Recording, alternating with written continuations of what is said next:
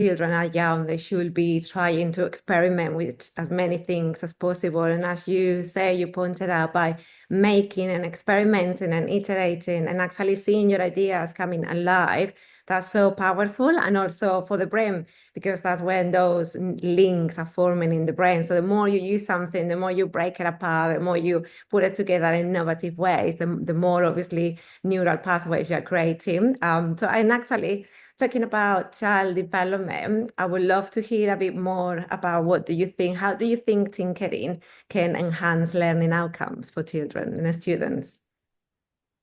Yeah, well, I think a lot of it has to do with what you just mentioned, that I think a lot of times we have the idea that you have to have a like an artistic brain or a scientific mindset, or you have to be kind of engineering focused, that sort of innate qualities is what makes someone good or, accomplished at those subjects. And I find that really it's mostly the experience you have.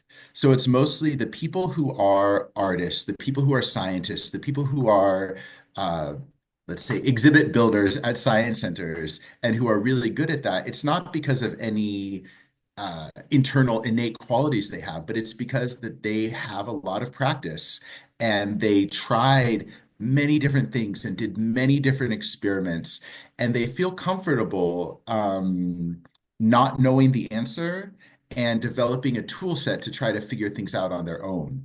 And so I think that tinkering and the projects that are in this book are all about encouraging people to start that process of testing things out, trying things, and doing it in a way that is not so high stakes.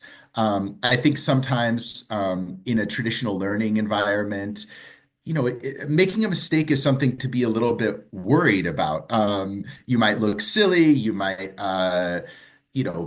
people might laugh at you. You might get a bad grade. There are all kinds of negative feedback we have around making mistakes or not knowing the answer. And I think the projects that we're trying to support here are ones where they're funny, they're playful, there's lots of googly eyes, there's lots of characters you can make.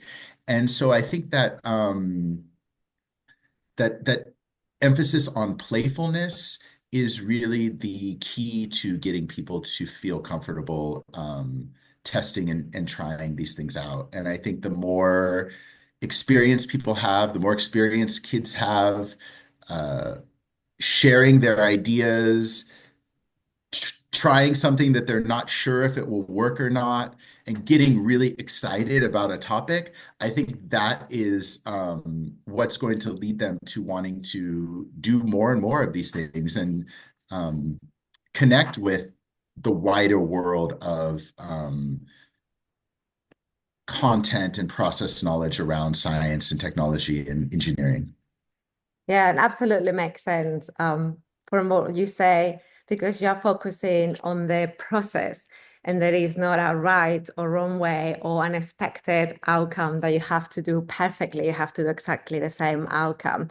Therefore, you're removing that barrier of children and or even older children being afraid of making a mistake, because they just given that permission of just give it a go, just try out, and if it doesn't work, just try in different ways, and because you're using all those fun elements and different materials, that all of a sudden can become something else. We're talking about everyday materials that usually they might have one purpose in the kitchen, but all of a sudden with your projects they might use it in different ways. And I think that's also opening the door to more creative and flexible thinking. And when you're talking about the mistakes, it makes me also think about growth mindset, which is a foundation for lifelong learning.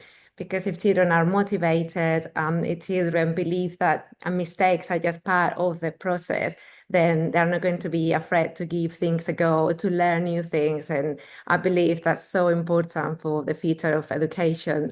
So yeah, that's really interesting that sometimes we perhaps focus so much on the knowledge or the content that has to be achieved. But actually, there could be moments where we just give more permissions to children and ourselves as Yeah. adults as well, and just see an experiment and the joy that comes with experimenting